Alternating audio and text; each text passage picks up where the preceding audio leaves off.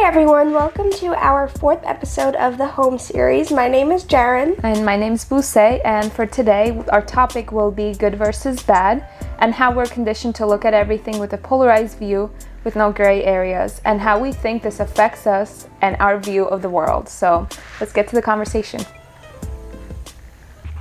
Okay, so for our topic, good versus bad, I want to start by saying, as I mentioned before, that we do believe sometimes there are such polarized views in the world because of what we've been taught, what we've been conditioned to, how we've been conditioned to think and process things.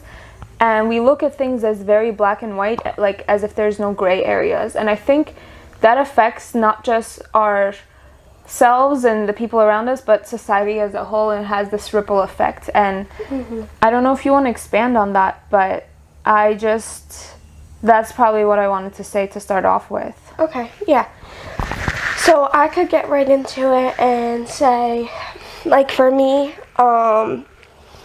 when we were first talking about discussing this topic, the first thing that came to my head was that I think that when we're growing up, we're taught to always be good and always be good. And of course, we want to be good people. That's the goal in life for some of us.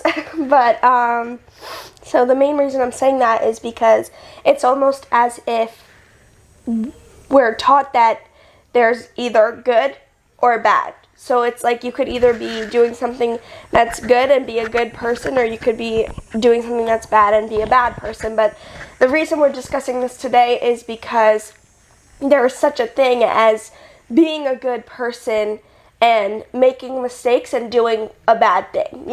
That's what a mistake is. Sometimes we do things in moments of,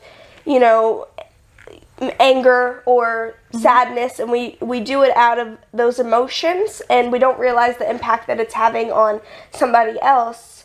And if you look at it like that is something that's bad because you're hurting somebody else, but that doesn't necessarily make you a bad person. Yeah. So that's where I wanted to start off, but you could build on that. Yeah, and one thing that you said stood out to me, and it was it's like you not necessarily when you make a mistake. Let me just gather my thoughts. When you make a mistake, it's like in that moment it's a mistake because you had good intentions but it didn't turn out as expected. And the opposite can be true. Obviously someone could have bad intentions and do it on purpose, which happens, but I think that's like another area of conversation or topic that I want to get into later on. I don't know if what I'm saying makes sense, but I'm trying. No, it did. I just zoned out. Okay. So, I'm so sorry. No, it's all good. What I wanted to say was that people can have good intentions and still make mistakes, but sometimes, like I said, people can have bad intentions and do it on purpose and do it intentionally, where they will hurt you and hurt themselves or hurt multiple people or groups of people. And I think we have this idea that good people are always good and bad people are always bad.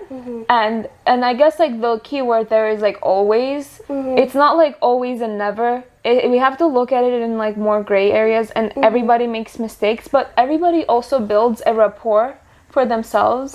So meaning if you're in doing things out of good intentions, a lot of times people can sense that, people can feel that energy from you. And meanwhile, on the other hand, if you're coming out or going to a certain place and you do have bad intentions and you do things intentionally to hurt other people can also feel that energy coming from you. Yeah. So it just, I guess, looking at it, it's really about how you approach a situation, rather than looking at it as this polarized view where this person's always bad, this person's always good. And the opposite can be true. The worst people can sometimes do such great things. You'd be oh my god, I would never have expected this from this person. Are you gonna sneeze? Yeah. Okay. Okay, it went away, I think. Okay. Do you want me to, or are you gonna keep going? You can expand on that, because that's probably all I had to say. Okay, so, one of the things that we were actually discussing yesterday was also that like we were talking about the same similar topic, and what I was gonna say was with the intentions, you know, everybody is kind of like a blank slate. You know, it's like it's not necessarily like good or bad. It's just like you said, like it's good or bad intentions. But where I was gonna go with this moving forward is that, like, for example, if a lot of people see, let me explain it like this. So if you're doing something for yourself, or if you're self-prioritizing in certain situations, it's going to come off as selfish to other people. Yes.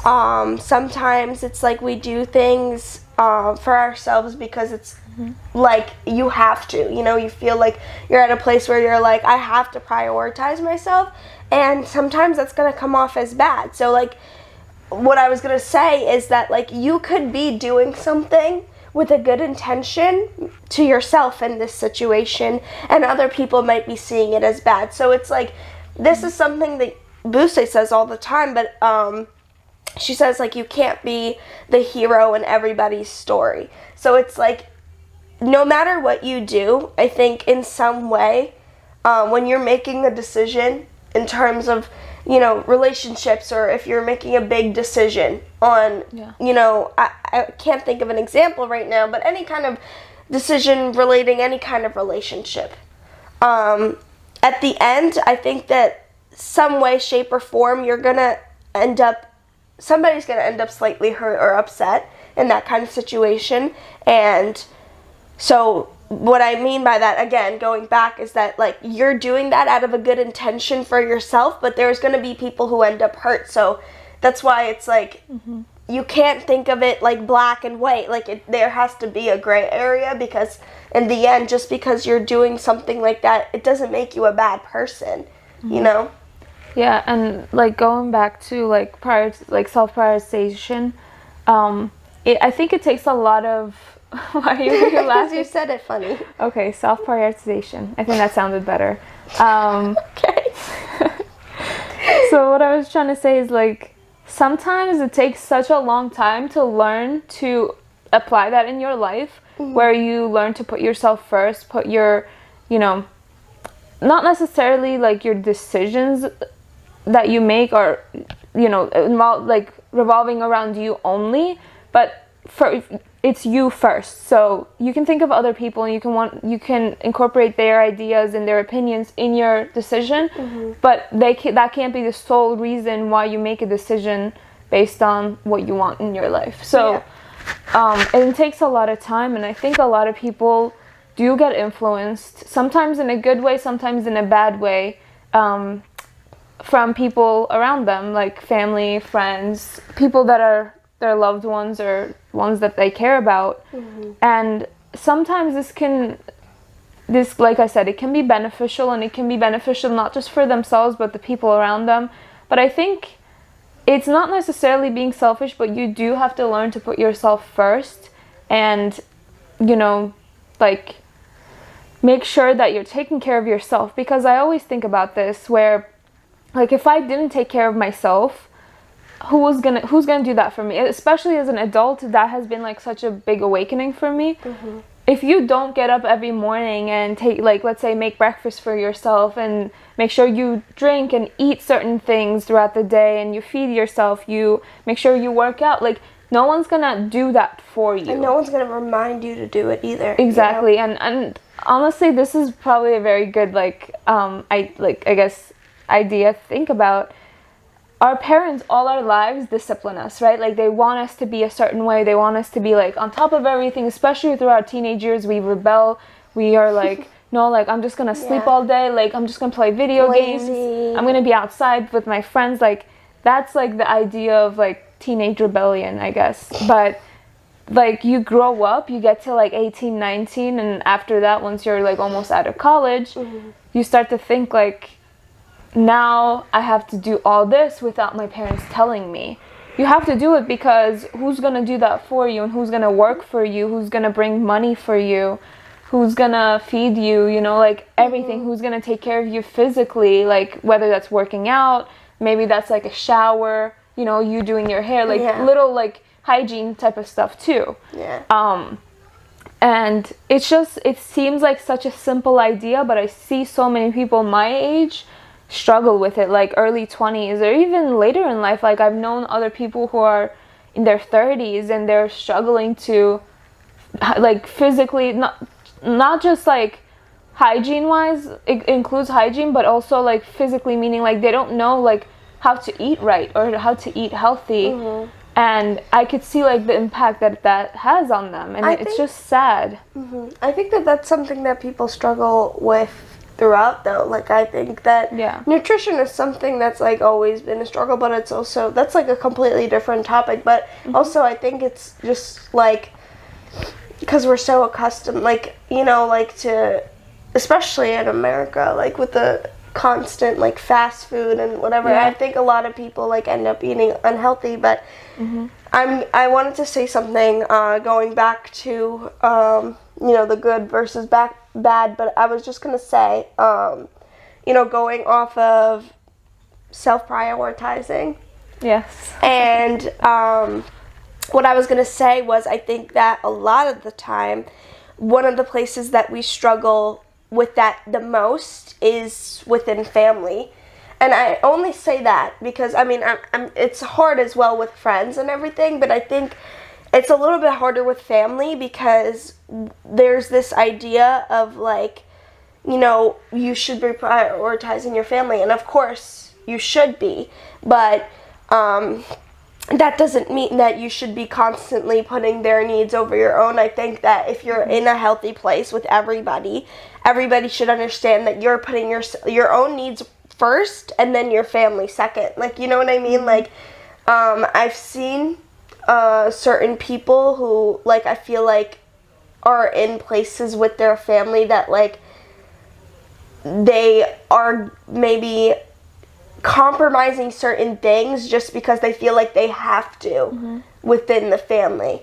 This isn't necessarily good versus bad, but it is on the self-prioritizing topic, so I'm just going off that. And what do you think on it? I was actually going to expand on to like and talk about something related to it, but not necessarily directly related to like family. Well, go ahead. Yeah. I gave you an example. We had a conversation in the car yesterday, and remember I gave you an example of like learning to look at like the, not necessarily being in the victim mentality, but looking at the good in your life and recognizing the bad, but also being able to focus on the good in your life. And I guess it goes back to the good and bad, but in a different way. So I gave an example of, I was watching actually Jordan Peterson video, and I know some people might know him. He's a very famous professor, a psychology professor, I believe, if I'm not wrong.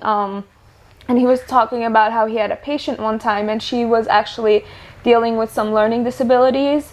And on top of that, she just started college, right? So it was like a stressful moment or time in her life. And on top of that, she's living with her aunt who was schizophrenic, and the aunt's boyfriend who was alcoholic and schizophrenic. So she was being like, not necessarily, I guess, bullied, but like taught to believe that she's like possessed by Satan, basically, which is like a very like dramatic and intense situation to be in. And throughout all that, she actually ends up in a hospital and as an outpatient patient, I guess. And she is able to be self-aware enough to look at where she is and see the bad in her life, say like, yes, like I am dealing with this situation.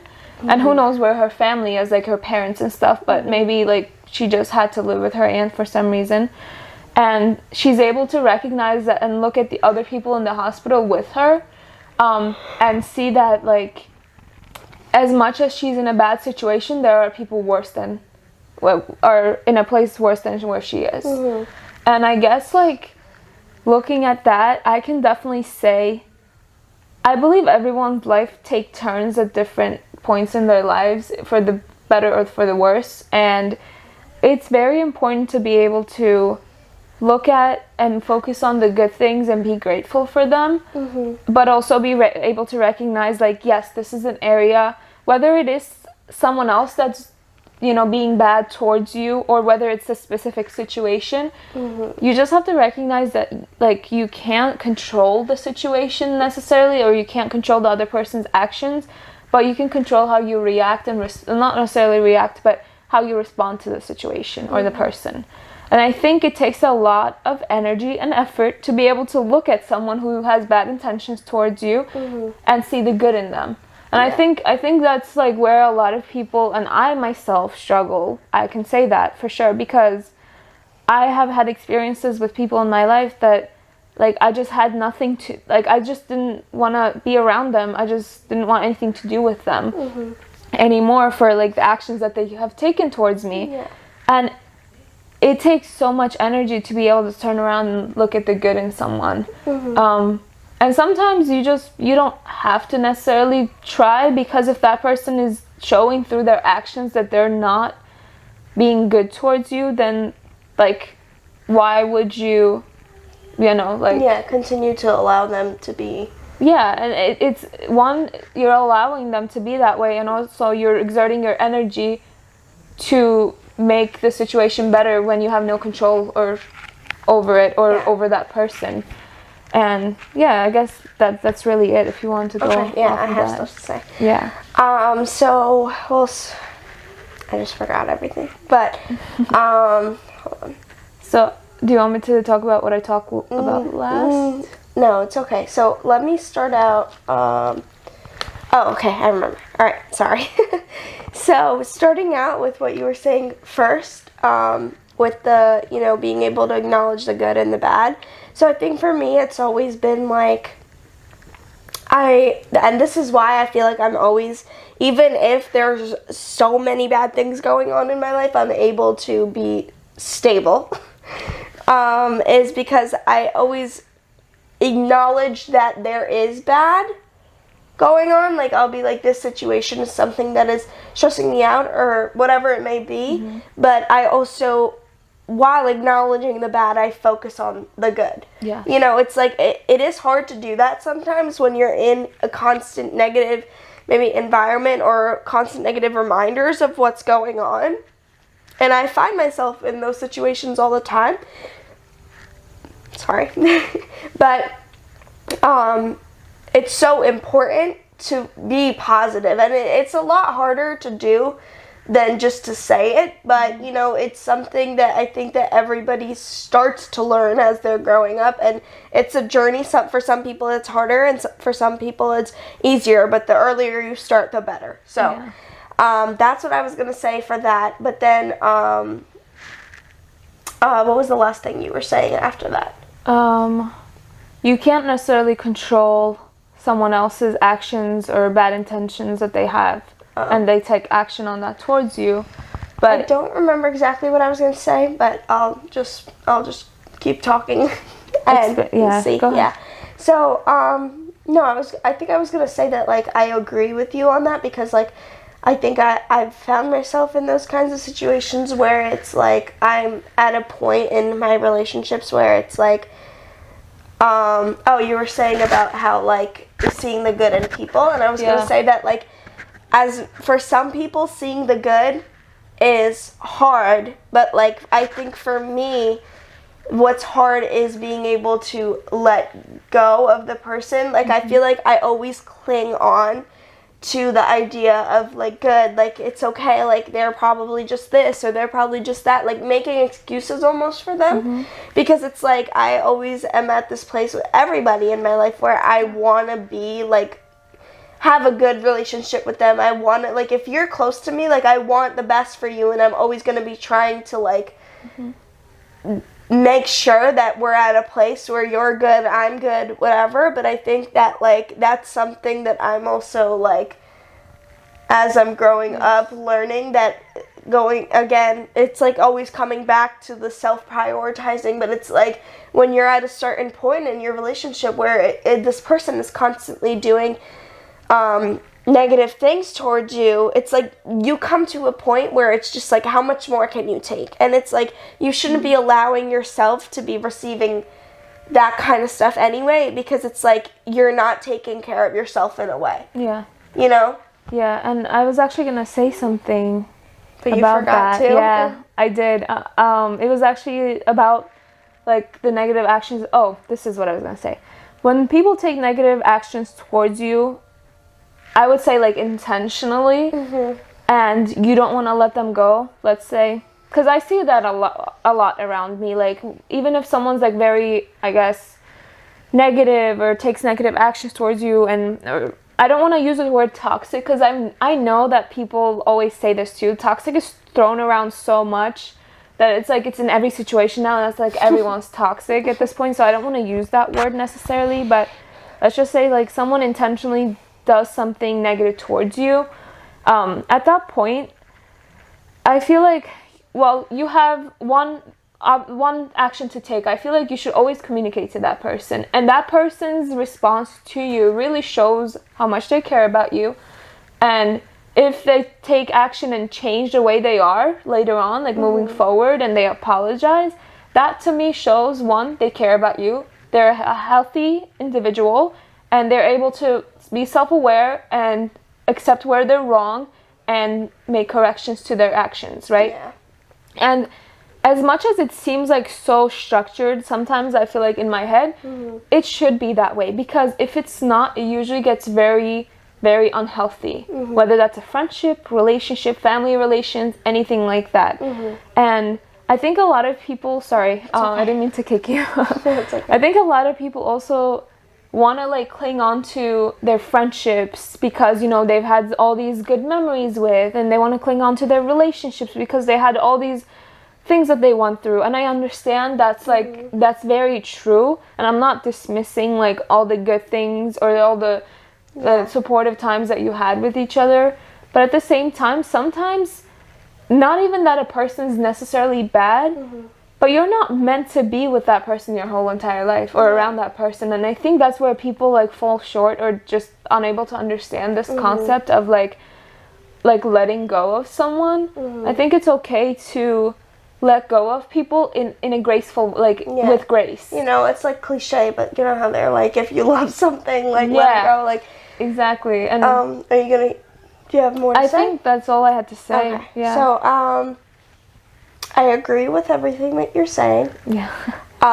What I was gonna add on is that this was a conversation we were having probably within this week. I don't remember exactly when, but I was just saying how I think that, like, I personally, how I am with my friendships, because I'm only saying this because this is pretty much what you were saying.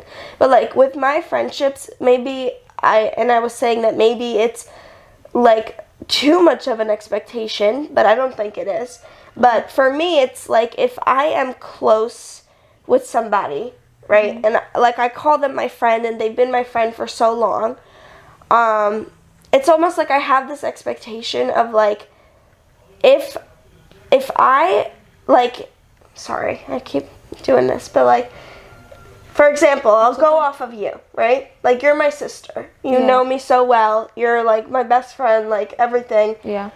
If I was upset, and if you couldn't tell that I was upset, that would just make me think that we're not as close as I thought we were. Because it's like, and that's the same thing with how I view my friendships. It's like, if I'm so close with you, and like I know your every habit and how you are when something bad happens or when you're upset, then you should know how I am. So if I'm obviously acting differently towards you or acting different, like I almost have like this expectation of like, this person should know. You should know if I'm upset with you. Yeah. And it's like, because for me, it's like if my friend is upset, I know that right away. I could tell. I mean, you could tell if somebody's close to you and you know they're like how they act. As soon as they're upset by something, you could tell, like the way their face is different, or like the things that they say or do. And like for me, I'm always that person that's like quickly like being like, hey, like, did I do something? Did something happen? Because you know, I want to acknowledge that, and I'm very conscious of my mistakes. Yeah. But that's where, like, I feel like the breaking point is for me, is like, and you were saying like, why, like, wouldn't you like tell them like that you're upset, and this like, and I was telling you like, it's like, if they don't know that I'm upset with them, then like, I don't have much else to say, because if you're that close of a friend to me, then I think that you should be able to tell that I'm upset. And if you can't, then clearly we're not as close friends as I thought we were. Yeah. I think that's a little bit, like maybe it's a little bit extreme, but that's just how I am. Like, and, like, I'm not always, like, carrying that on, like, every little situation, like, oh, you forgot to bring my favorite sandwich, I'm so mad at you. Like, I don't know, it's not, like, that serious, and I don't carry it on every single, like, second, but it's just, like, deep down, like, that's how my mentality is a little bit. Yeah. And that's why it's so important to me, because, like, that's how I am with my friends. So it's, like, I want people to be like that with me, too, because I'm so, like, close and intuitive, and try to, like, build a good relationship with the person I consider my friend, my family, you know, whatever it may be. Yeah. Can I add on to it? Yes, of course. Sorry. I think it goes back to a little bit of, like, how much they care about you, because, like, I feel like I care about you so much that when you're upset, I want to talk about it, or I want to, like, even if I can't make you feel better in that moment, just, like, for you to be able to share that with me, and for us to be able to talk about it probably makes you feel good. You know, you feel, even if the situation is not resolved or whatever, it makes you feel like, okay, like, at least I had someone to talk to, and I know I have support when I need it. And looking at what you, like, analyzing what you just said it's a perfect example of, like, you're able to identify your emotions and notice when you're upset, but you're also aware enough that you can notice when other people are upset. Mm-hmm. You are able to be aware of the emotions of yourself and others. Mm-hmm. I feel like you're very good with that. And not a lot of people are taught to be self-aware of their own emotions, let alone be able to recognize other people's emotions. And I feel like so many people are put down for feeling negative things, meaning feeling upset, or feeling fearful, feeling shame, doubt, like guilt, any type of, like, negative emotion you can think of. I for myself remember growing up, and I'm not saying, like, this is how it was all the time, but there were a few instances where I remember where I shared, like, me being scared, or, like, that sounded funny. Scared. Yeah, me being scared or me being upset with, for example, my dad. And I remember, like, I know this sounds bad, but it was only one time that I remember this happened. And he was like, what can I do about it? You know, and in that moment, and I think some people try to, like, go ahead and try to fix the situation. And I think that's why he said that. Maybe he was just, like, trying to think of, like, what do you want me to do type of thing. And he does always come off, like, harsher than he means to. I think, yeah, everybody's different in their own way. Some people are able to analyze their own emotions and observe and be aware of their own emotions, and a lot of people aren't, because they're put down for the feelings that they have. I feel like we weren't necessarily taught to acknowledge our emotions either, though. Yeah. You know, like, it's we like... taught ourselves pretty much. Exactly. Yes. Like, that's what I'm saying. I think it's like, you don't necessarily have to be... I feel like a lot of people are taught to, like, push down those, like, feelings almost, or it's like, it's just... I feel like it's what we naturally do. Yeah. You know, I don't know, like, that's just always been me, or maybe that's just natural to me because it's what I do, but I think that over time, like, you have to learn. You know, you can't keep pushing it in. Like, I remember, like, when I was younger, like, or, like, in middle school, starting high school, like, I was always, like, everything that upset me, I was pushing it down and keeping it, like, down. And then I would have points throughout the year where I would just break down crying over, like, the littlest things. And sometimes I still find myself in situations like that, but I think this year, like, that was one of my goals for this year, was to be able to, like, focus on myself and fix things, like, that little things that bother me, or, like, be more vocal with people about the things that bother me, or take action about it. And, like, that's why I'm saying that, because that's, like, what I'm trying to do. And I think that even though it's hard, and it is hard, especially for me, because I'm always so conscious of trying not to hurt other people, that I always put other people's feelings. Hi guys, sorry the video cut off at some point, but I don't know exactly where it left off. I'm just going to continue approximately where I was, but I was just saying how I always put other people's feelings before my own, and that's obviously not something that's probably good, but I feel like I've always been like that, and for that reason, that it was so hard for me to be able to be like, I am going to do this thing for myself, and of course it might hurt the other person a little bit, but it's like, at what point, like I said before, at what point am I going to stop letting this person do this to me? You know, because it's like, even if it's not necessarily done with bad intentions, and sometimes people are not conscious of how their actions are affecting other people, like self-awareness, like you said. So if they're not aware and you are, then you have to do something about it. You have to step up and be like, I'm not going to, even if it's like a close friend and you know, like, they don't have bad intentions towards you, and they're still doing this thing and it's obviously hurting you, then you have to do something about it, because it's like, you're not, like, if somebody was physically torturing you, you're not going to put up with that, so why are you letting people emotionally put you through pain? It's the same thing. Or mentally. Yeah. Mentally, emotionally. Exactly.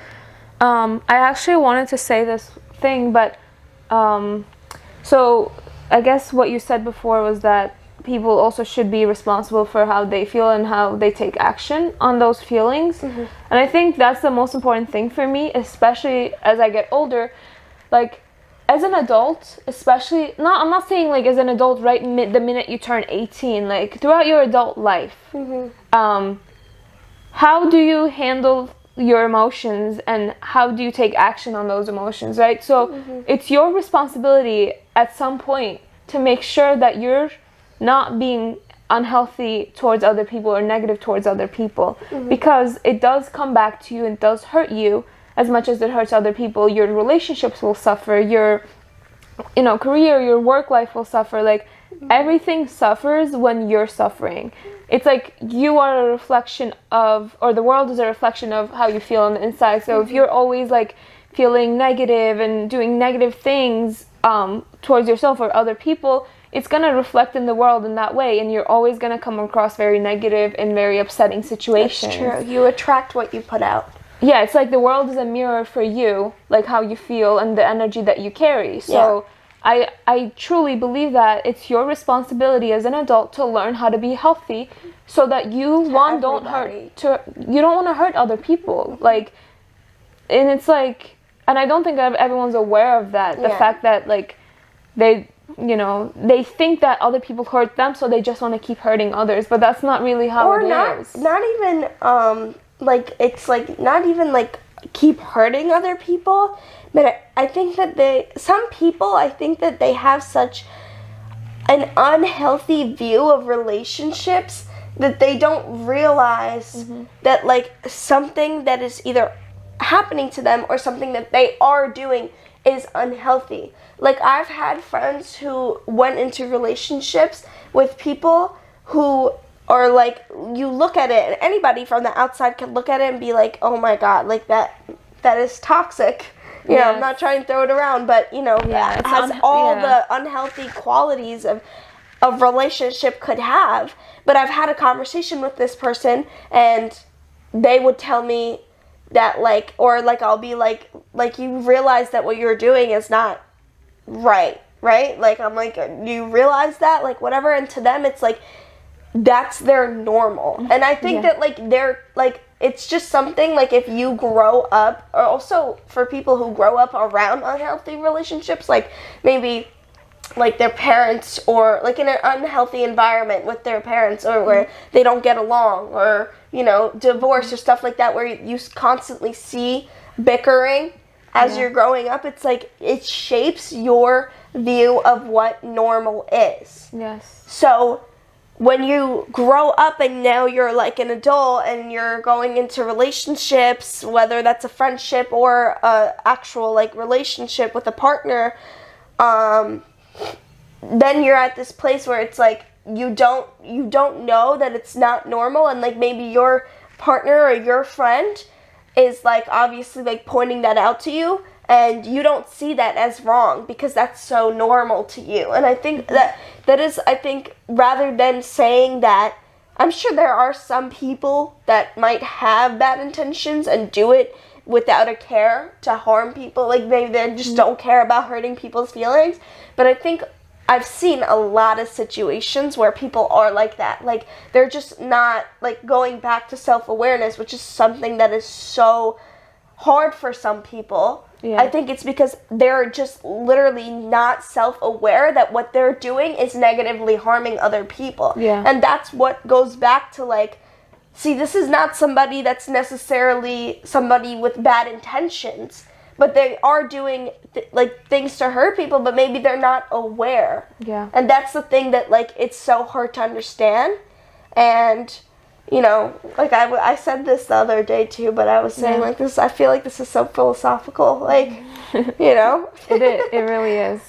And it looked like I was zoned out because I was listening to you so intently, but you said like certain relationships look very unhealthy to, like, even if you ask other people, they're gonna be like, yeah, that doesn't look like a healthy relationship. Yeah. And I wanted to say this because I feel like if someone was listening, they might take it as if like, there's different relationship styles and everybody has their own relationship in their own way.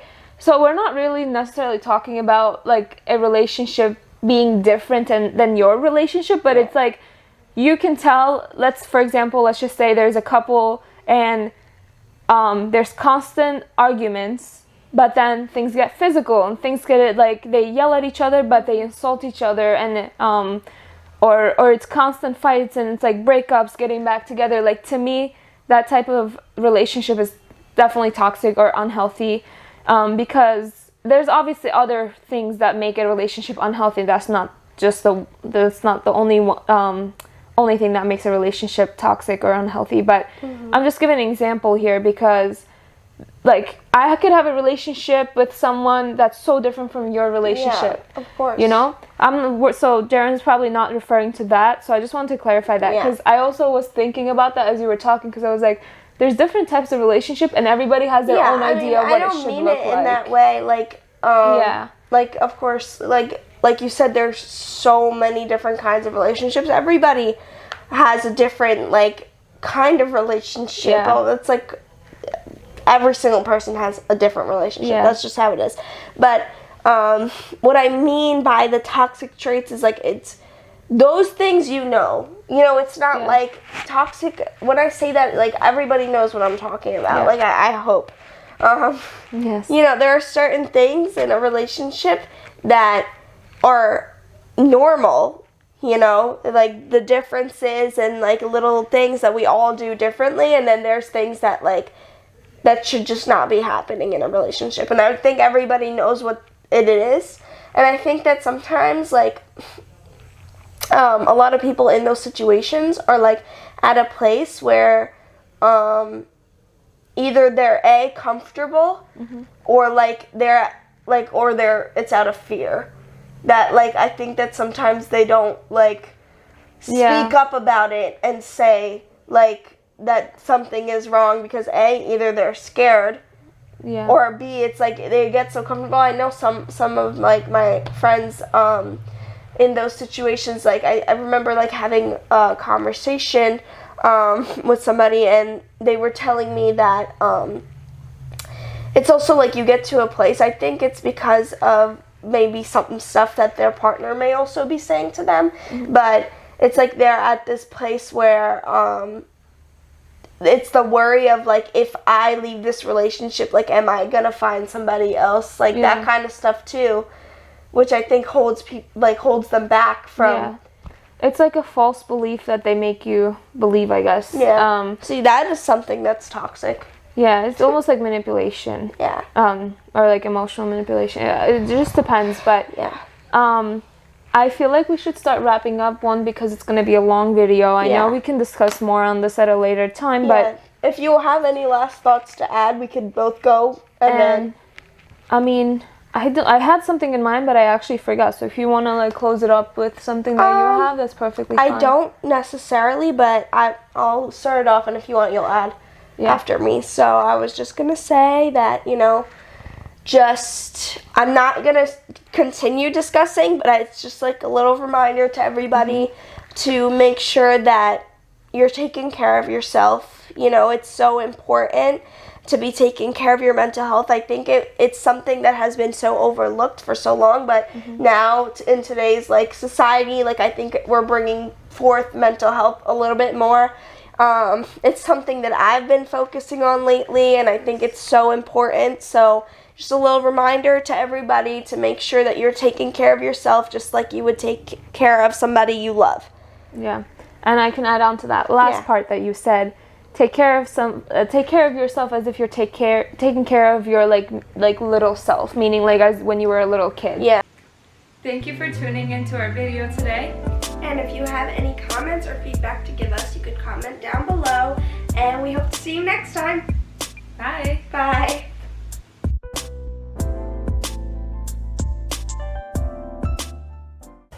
It's recording, by the way.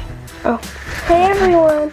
Okay, so do you want to start it? Yeah. All right, hold on. Ready? Loop with me. It seriously helps. Ready? Just listen to me. You don't have to talk. My voice is better. Okay. Okay. Okay. Bloop.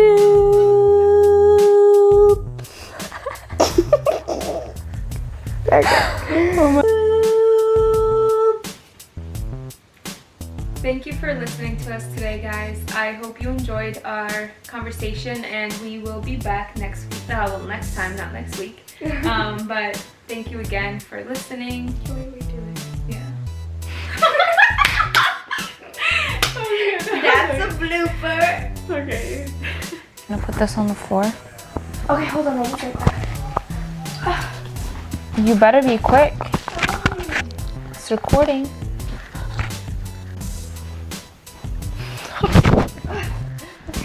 Girl, you sat on your mic. I heard my butt crunching.